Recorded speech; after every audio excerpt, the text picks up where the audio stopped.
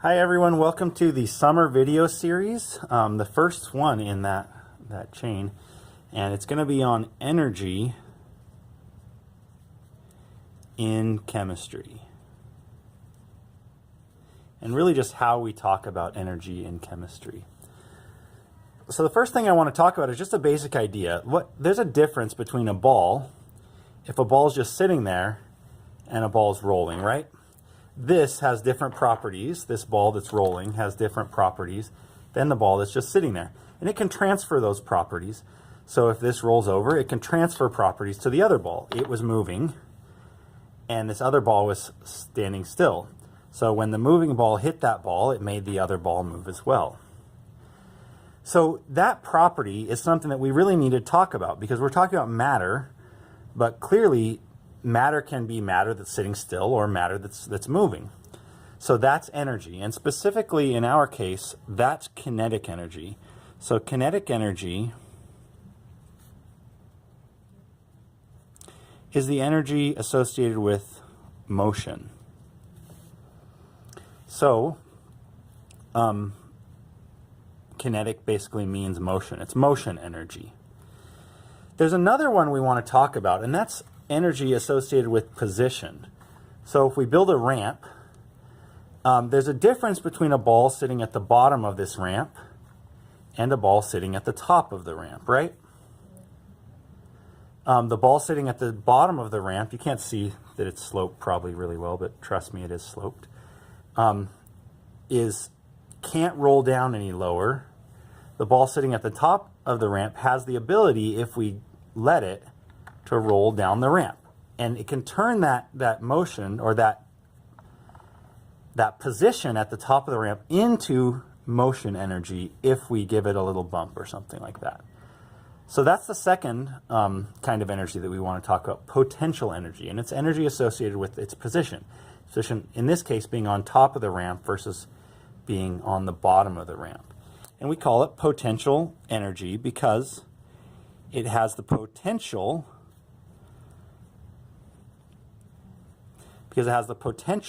to move. And that's based on its position. In chemistry, more often, we're not talking about a ball being at the top of the ramp or something as the position that we're interested in. We're talking about charged particles being separated. A positive and negative charge that are separated from each other have a draw to want to move toward each other. So their potential energy is based on their position as charged particles that are apart, that are oppositely charged, that want to move close together. So those are the two basic kinds. And I want to get into a little bit more the idea of kinetic energy today in chemistry, and I'll save discussions of potential energy and really some stuff that we're more interested in called enthalpy for a later day. So first off, let's just talk about the idea. Since we're talking about the energy of motion, of things moving, imagine there's so many things that can move that are different. There's a ball, we already talked about that. A ball can be rolling in a certain direction, and that will then have the energy of motion. It's moving, right? It could be something massive like a truck. A truck, which I'm a terrible drawer, so forgive me for a terrible truck drawing. There you go, that's a truck. It can be driving in a certain direction. That'll have a ton of kinetic energy. It's this huge, massive object moving in one direction, really hard to stop. It can be something super small, like let's say a hydrogen molecule. A hydrogen molecule could be two hydrogen atoms connected by sharing their electrons in a bond, and that hydrogen molecule can be flying forward in space, or it could even be rotating in space. And that rotation, both of those are types of movement that would lead to kinetic energy, would be kinetic energy. It could even be something as small as an electron. An electron flying through space would also have kinetic energy as well. Or it's a bit of a different discussion, but it could also be light. Light moving through space has kinetic energy. Now, since light isn't an object, we generally denote light just by drawing it as a squiggly line, since we know that it moves through space in a wavy pattern. we'll draw a wave there to imagine that this is light moving through space. And we have an idea of what light is. Light is the thing that lights up a room that we see with our eyes, reflecting off objects. So the thing is, in all of these cases where you have an actual physical object that you're dealing with, we have one equation to determine how much energy is in it, or how much kinetic energy is in it. So Ke stands for kinetic energy. Kinetic energy is equal to 1/2 the mass of the object times its velocity squared. So this variable here is the mass, and this is the velocity, and velocity for our purposes is just the same thing as its speed. You could make an argument about a slight difference between the two, but that's not really something chemists are going to care about, or at least in a general chemistry course. For light, we have a different equation, and we usually just use the symbol E for it, but we're still talking about the kinetic energy. And that's equal to H times C over lambda. Now that looks pretty crazy, so let me explain these. These top two are constants. The speed of light is c, is a constant value. Light always moves at the same speed in a certain medium, like air or vacuum or something like that. That's a constant value. H is called Planck's constant. And we'll give that to you. It's a constant value.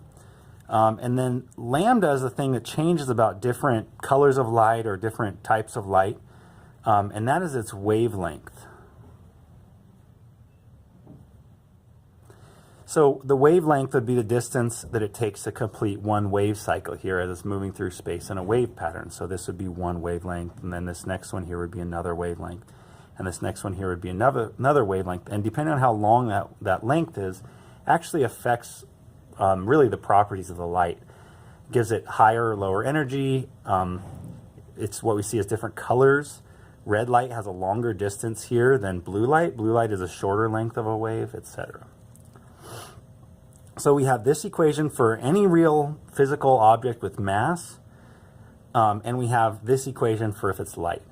Now there's one more equation that chemists care about, and it sort of builds on some of these ideas, but it's when you have a huge collection of particles. So imagine instead of just one hydrogen molecule, you had a huge amount of hydrogen molecules.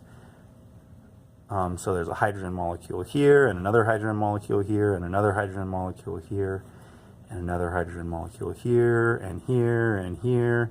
And there's tons of them, and they're bouncing away, and maybe I should have drawn them with a bunch of space in between, but they're bouncing around and hitting each other.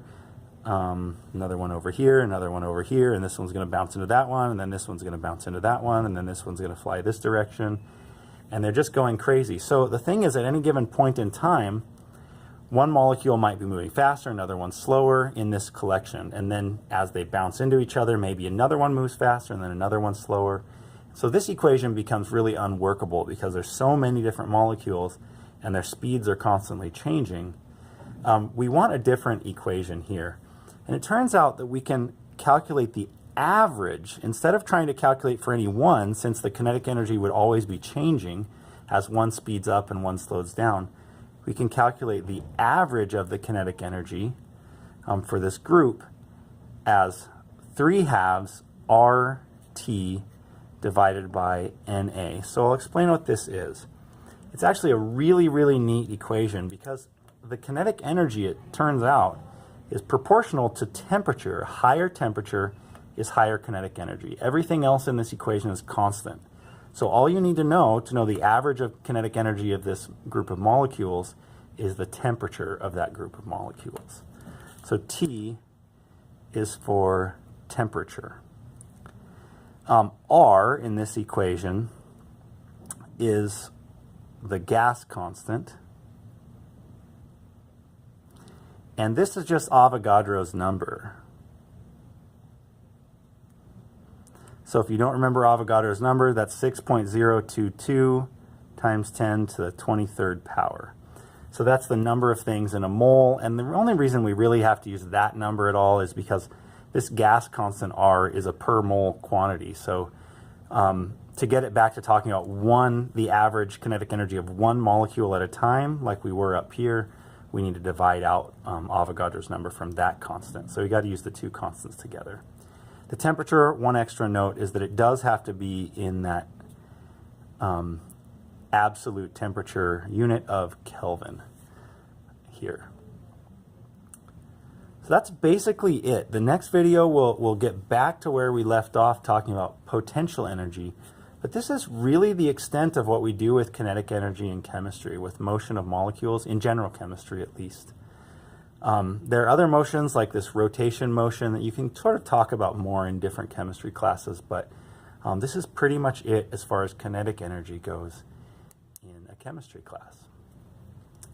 So, thanks for joining me, and I'll pick up next time getting into a little bit about how we think about potential energy in chemistry.